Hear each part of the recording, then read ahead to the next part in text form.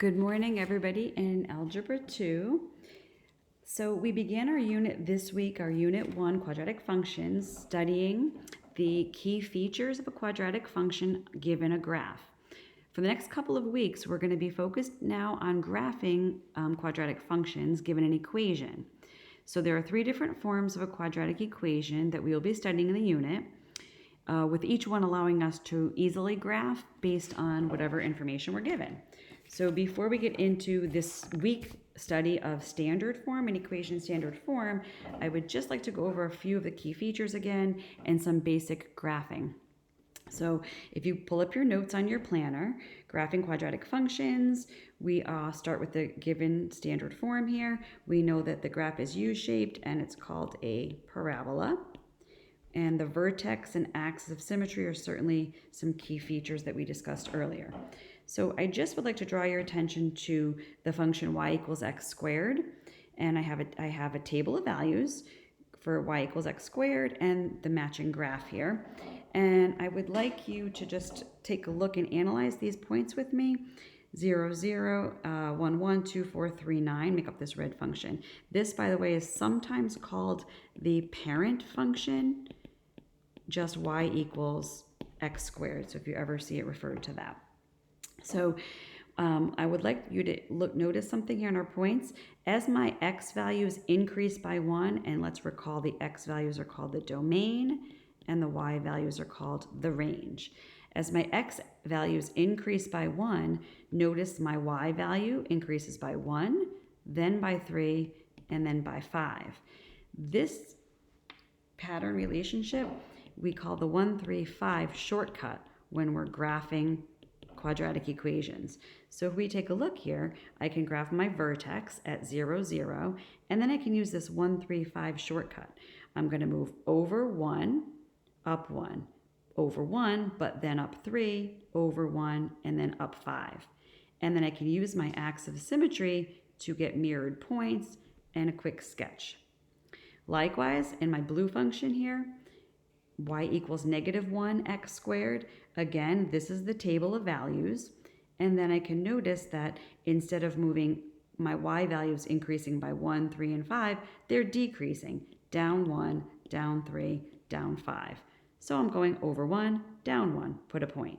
Over 1, down 3, put a point. Over 1, down 5. Sketch my mirror points and graph. So we're going to be using that 1, 3 shortcut quite a bit. Couple characteristics we want to make sure of. We notice it's symmetric to the y-axis. The highest point on the graph, if we look at my blue function when it opens down, that high point is called a maximum of the function, and it's a point, while my low point, if it opens up, is called a minimum. And again, make sure it's a point.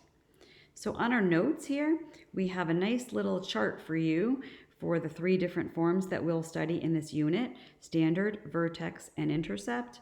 But right now, this week, we're just going to focus on the standard form. So the last little bit of characteristics that I want to highlight here are what the value a does. So here we are in standard form of a quadratic function. This a term, if the a value, the parabola will open up if the a value is greater than 0, and it will open down if it's less than 0, right? We saw that clearly here. The a value was 1, it opened up. Here the a value was -1 and opened down. We also want to take a look at what if the a value is not 1. If the a value is 1, remember we call that the parent function. But if my a value is between 0 and 1, or if it's greater than 1, it affects my graph.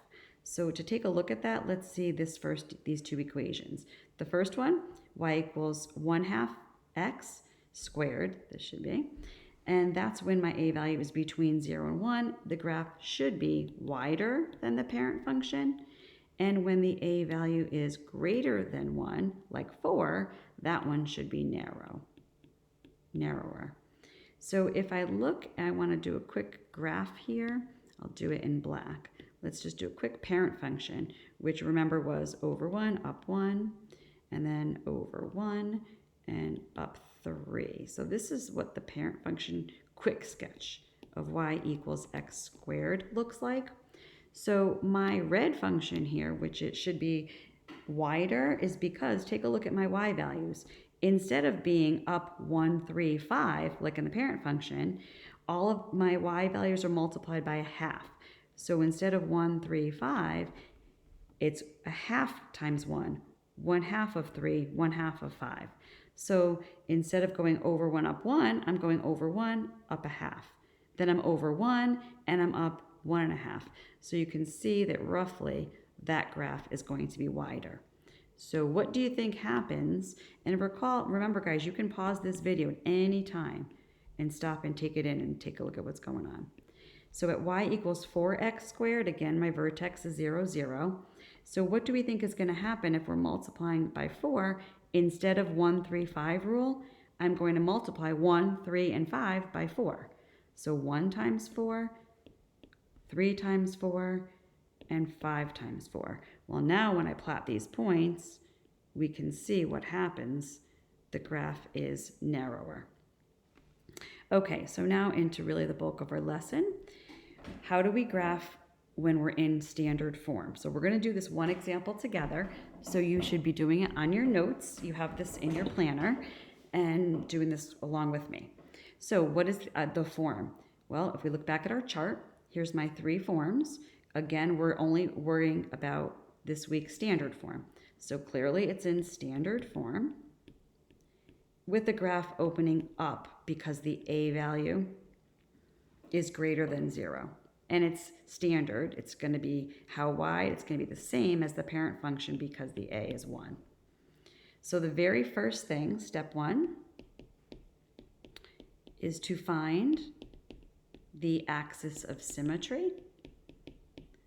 So when we're given a function, standard form, and we want to graph it, the first step is to find the axis of symmetry, which we can get here by using x equals the opposite of b over 2a. So we can identify, sorry about that, over here, we're going to identify what the a, b, and c are. So my a, b, and c values, my a value is 1, the coefficient of my x squared term, my b value is -4, and my constant is 3. So my axis of symmetry will be the opposite of b divided by 2a. So if b is -4, the opposite b is 4, and 2 times 1. And do the math here, and my axis of symmetry will occur at x equals 2. So then I can come to my graph and draw a nice vertical line at x equals 2, and my parabola is going to be symmetric to that. Okay, so step 2, to get the vertex. Well, we know that the x value of my vertex is 2, so we're going to substitute the x value into the equation to get the y value. So again, my equation is y equals x squared minus 4x plus 3. So we're going to just substitute 2 in for x. And then we're going to do the math according to my order of operations. And I get -4 plus 3, which is -1. So my vertex is at 2, -1. I know that it opens up. So now I'm going to go from my vertex, and I can use my quick 1, 3, 5 rule. And remember, a is 1. So there's no need to multiply these by anything. I'm going to go over 1, up 1, over 1, up 3, over 1, 1, 2, 3, 4, up 5. And I get that nice right-handed part of my curve. And then I can use my axis of symmetry. This point should appear mirror image over here. 2 away from the axis, 2 away from the axis, 3 from my axis, 3 from my axis to sketch the left part. And there's my graph, nice graph. So my vertex is 2, -1, and the y-intercept simply means where does my graph intercept the y-axis, which is here at the point 0, 3.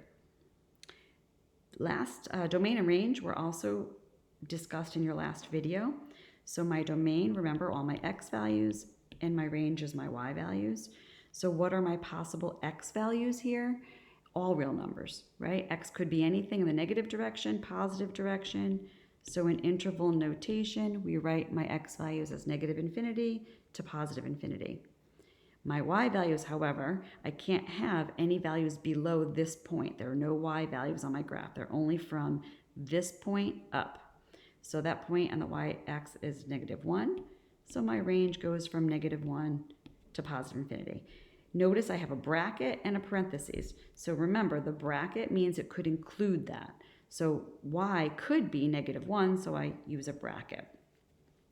We can also say this function has a minimum, and the minimum is the point 2, -1. And we can also find out where it's increasing and decreasing using our interval notation. And remember, when we describe where it's increasing or decreasing, we simply use the x-axis. So we can tell that at this turning point, I'm going to do it in yellow here, that this is my turning point. So what happens from here to that turning point, and then from here on? Well, from this point to here, it is decreasing. So we say it's decreasing then from -infinity to 2. So I can say it is decreasing from -infinity to +2. And get rid of that, sorry. And then what's happening from here on, it is increasing. So from 2 to infinity, the function is increasing. Okay, we will be doing much more with this week. So if you guys can just try example 2 for homework tonight. I think the honors, you have a couple other additional problems also. Check your planner and come to class with questions. Thank you for your attention, guys. Have a good day.